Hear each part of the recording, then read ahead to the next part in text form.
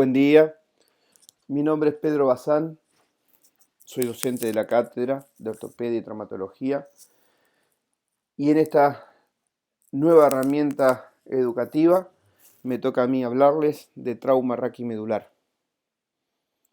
A pedido del titular de la cátedra, el profesor Osvaldo Romano, he organizado un tema en 4 disertaciones breves, comenzando con la charla de generalidades, seguiremos luego con evaluación clínica, continuaremos con evaluación imagenológica para finalizar con el tratamiento. En estas disertaciones trataré de vertir conceptos orientados a la formación del médico generalista. Sabemos que estos encuentros asincrónicos tienen la ventaja que ustedes deciden el momento y el lugar donde adquirir los conocimientos teóricos. Pero la debilidad que al no existir la relación con el docente en forma directa como en las clases presenciales, las charlas pueden originar consultas, promover dudas o preguntas que no son evacuadas rápidamente. Por eso les acerco mi mail institucional para que me escriban y allí trataré de ayudarlos en la formación de este tema. Comenzamos definiendo en forma simple lo que es el trauma raquimedular y lo podemos definir como una patología medular ocasionada por la acción de una anoxia traumática sobre la columna vertebral. Columna vertebral que sabemos que es una estructura osteoligamentaria que, como una de las funciones principales, es la de sostén del esqueleto axial como punto de inserción de músculos que ayudan al correcto funcionamiento de las raíces de los miembros y a otros músculos que ayudan a mantener la posición erguida de nuestro tronco. La columna es una sucesión de vértebras, que es la estructura anatómica del esqueleto, que la podemos dividir en una superficie anterior, que es el cuerpo vertebral, y un arco posterior, conformado por los pedículos, las facetas articulares ascendentes y descendentes, las láminas y las apófisis espinosas. Cada vértebra se relaciona con la infra y la suprayacente mediante estructuras blandas. Hacia anterior tenemos una estructura fibrocartilaginosa, que es el disco intervertebral. Más adelante el ligamento vertebral común anterior. Hacia atrás, en el muro posterior, la pared posterior del cuerpo, el ligamento vertebral común posterior. Y más hacia posterior, las cápsulas articulares, el ligamento amarillo, el ligamento interespinoso y por último, el ligamento supraespinoso. La columna tiene la función primordial de sostén del esqueleto, pero también conforma un estuche osteoligamentario para proteger la médula y sus prolongaciones nerviosas. Recordemos que la médula pasa desde el agujero occipital, todo este conducto, hasta la última vértebra torácica, en donde finaliza con lo que se llama cono medular. En todo el trayecto raquídeo van emitiendo prolongaciones, que son las raíces nerviosas que salen por los agujeros de conjugación y van a conformar a nivel cervical el plexo braquial y los nervios terminales, a nivel torácico y abdominal los nervios costales, intercostales y los abdominales, y a nivel lumbosacro el plexo lumbosacro con los nervios terminales. Entonces la columna tiene la función de sostén y de protección, y cuando por algún motivo traumático estas funciones se ven alteradas, podemos hablar de inestabilidad. Otra definición del trauma raquimedular la dio el padre de la apoplejía, Sir Ludwig Guttmann, en 1973. Dijo que de todos los males que pueden golpear a la humanidad, un trauma grave de la médula espinal representa una de las calamidades más devastadoras de la vida humana, afectando no solo al que sufrió el accidente, en este caso el paciente, sino a todo el núcleo social que lo rodea. Y esto era verdad promediando la década del 70 del siglo pasado, y sigue siéndolo ahora, porque el pronóstico de calidad de vida de nuestro paciente y de sobrevida de nuestro paciente se ve muy relacionado con las complicaciones respiratorias, las infecciones urinarias, por la necesidad de uso de sondas vesicales permanentes o cateterismos intermitentes para evacuar la vejiga, por la depresión protéica, consecuencia de un estado catabólico postraumático, que van a dar las escaras cutáneas, y fundamentalmente por el proceder médico. Y voy a intentar en las 4 charlas dejar algunos conceptos para disminuir el error médico y para poner mayor seguridad al cuidado de nuestro paciente. Obviamente que en generalidades debemos recordar la anatomía de la columna, y cada sector se separa no caprichosamente, sino que existen diferencias anatómicas, funcionales y biomecánicas para dividir la columna en sectores cervicales, conformados por 7 vértebras, torácicos, conformados por 12 vértebras, lumbares, conformados por 5 vértebras, el sacro, que si bien es una sola pieza, recuerden que son 5 vértebras fusionadas, y por último el coxis.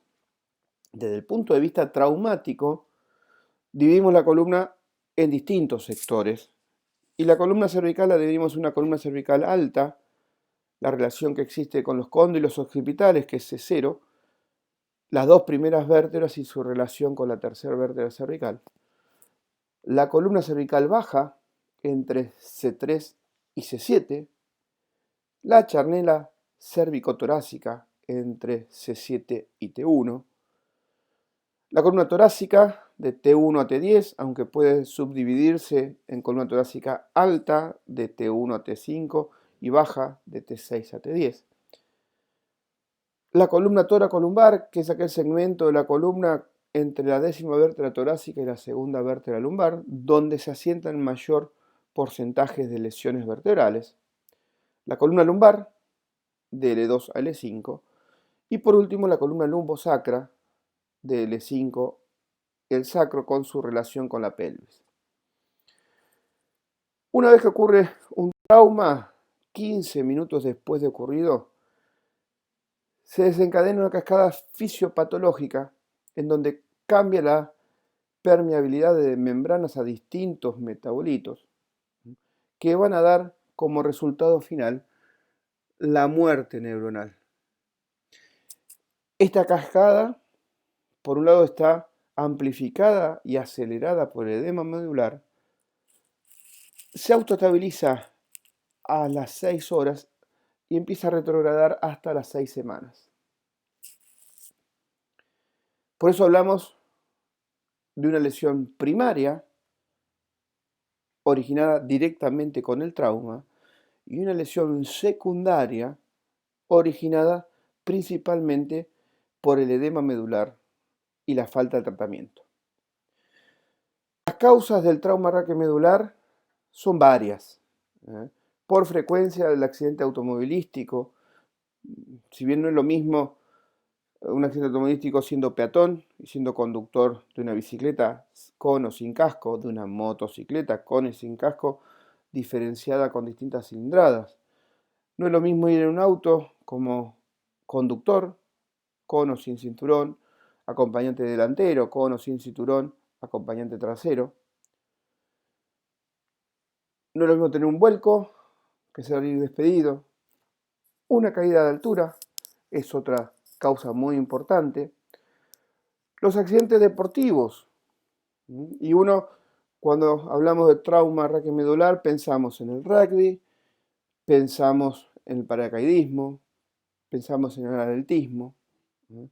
Pero en muchas ciudades ha tornado a la moda esta práctica circense, que es la acrobacia en tela, que pueden originar traumas y fracturas toracolumbares a veces serias.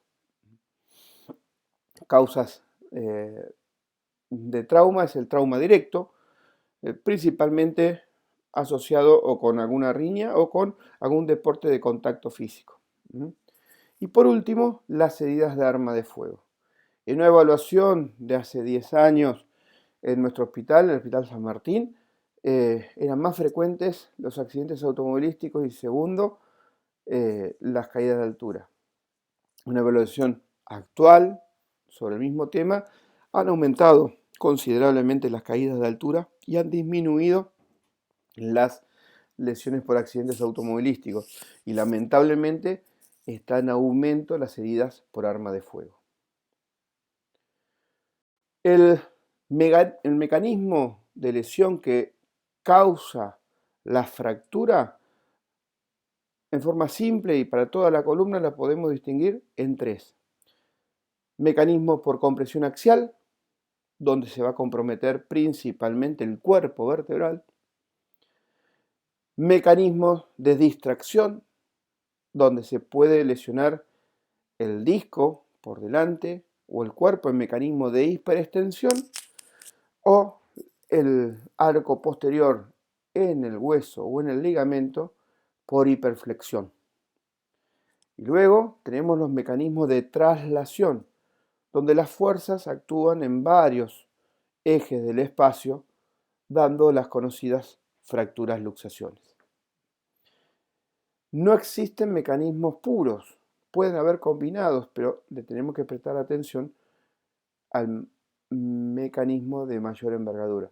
Y es una forma fácil de clasificar las fracturas vertebrales, por compresión, por distracción y traslación. Ahora bien, todo médico generalista debe conocer cómo manejarse en el terreno del accidente, o sea, antes no empezamos a cumplir el rol de médico en el hospital, también antes del hospital. Y la primera premisa ante un accidente es que todo paciente inconsciente presenta un trauma raquiomedular hasta que se demuestre lo contrario. Y tenemos que actuar bajo este aspecto. Debemos conocer cómo movilizar nuestro accidentado, y este es un esquema antiguo y necesita, observen, más de 4 personas para poder modificarlo. La atención inicial es fundamental en todo politraumatismo. Recordemos, un politraumatismo es la acción de una anoxia traumática que comprometa 2 de las 3 cavidades corporales, cráneo, tórax y abdomen, o una de ellas asociada a trauma de raquis, fractura de un hueso largo o quemadura más del 9%, en donde el control de la respiración, la conciencia y la circulación deben estar como primer herramienta de evaluación. Y por último, debemos conocer muy bien cómo hacemos el traslado de nuestros pacientes y debemos desechar maniobras antiguas y basarnos en la correcta inmovilización de la columna cervical con el uso de collares rígidos, en la utilización de tablas cortas para poder retirar un ocupante de un rodado fuera de este, y la utilización de tablas largas, colocando al paciente en decúbito lateral, movilizados en bloque, deslizando la tabla y luego colocándolo en decúbito dorsal para ser estricado como corresponde para traslado seguro del paciente. Para finalizar este encuentro, les dejo como mensaje final que es muy importante sospechar el trauma vertebral en todo politraumatizado. Que los mecanismos de lesión pueden ser por compresión axial, distracción y traslación. Esos son los ejes fundamentales. es raro encontrar un mecanismo único, pero los fundamentales son estos tres. Y de esta forma podemos clasificar las fracturas. Las causas que ocasionan el trauma raquimedular: accidentes automovilísticos, caídas de altura, trauma deportivo, trauma directo y heridas por arma de fuego. Debemos conocer el manejo del collar cervical y las tablas cortas y largas para el correcto traslado y traslado seguro de nuestro paciente. Muchas gracias, hemos finalizado la primera disertación sobre